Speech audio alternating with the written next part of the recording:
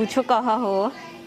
मोर त हमार भले ही बाहर बाटे मगर असली मोर त हमार घरे नु बाटे इहे नु कहा जाला हो दिल लागल देवर से तब हतार का करी। अब हमरा मन ही न भावेला खाली जब फोन करला तब बतियाई अच्छी का हो भौजी का बका बका कइले बड़ मर दे ये धरल का त हमार दम जीव एकदम ठंडा जाला। हां त तहारा के ना धरी तो हो करा के धरी हो बनरी के खोज देले बड़ू ताक दे ओकर नाम ले ना तो का करी अब बिया घर में तो हां किसिया गुलू है ना ई त बात बा अब घर में बिया त कैसो त नाम कइल जरूरी है बाटे आ ना करबू त न त जम तोड़ जान गई तो फिर कही कि बात करी रतिया रे कम छाता पर पनिया लेके गइनी नु। अच्छा बुढ़िया सब को लेलस कतिया अरे ओकर मेहरानू एज गई बैठल बिया तू पानी ले जा तड़ी त कहनी लोटे फेंक देनी ने ल तू अच्छा रंग लगाव तड़ू बिना भतार के बानी का हो मने मने जचत रही चाहे उसी गुरु त इहे न हमर असली भतार बाड़ो सब जरा तड़ी सब ये नु कहा जाला जी आजकल लोग प्यार के नु मछली बनावत नहीं मछली खियाओ प्यार से एकदम तार हाथ पे खाइला एकदम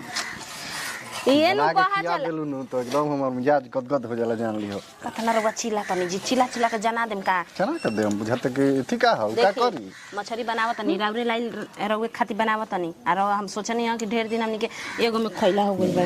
खाइल जाई लेबो हां लो खाई खियाबो खाइल जी आ सुनी एक बात कहतनी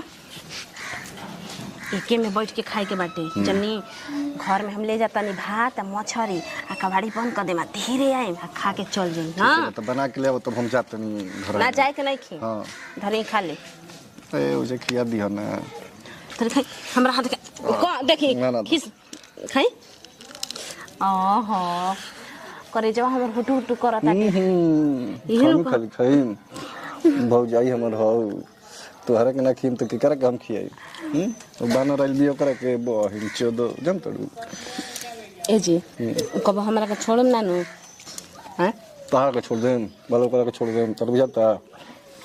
ओकरा से हमरा तनिको लगाव बा हो तारा से जतना प्यार बा जतना मोहब्बत लोकरा से बा कुछ देखी खाली कोरम पूरा करे खातिर एगो के बात कही वो बूढ़ा भातार पर के रही जी एगो आंखियों का डैमेज बा मुंह ना करला रह गेल मगर का करे नाम खाली ओकर सिंदूर कर सिंदूर तो रबे न डाल ले भाई एगो नाम के गांव घर के देखावे खातिर करे नहीं जन्नी हां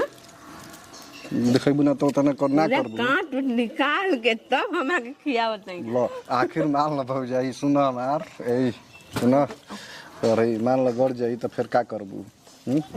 हमार जान कहे मुंह में गड़ जाई एको काट हमरा से देखल जी हो रहल जाई इधर खाई आहा अजी आ कब पकड़ा जाइन जी तो का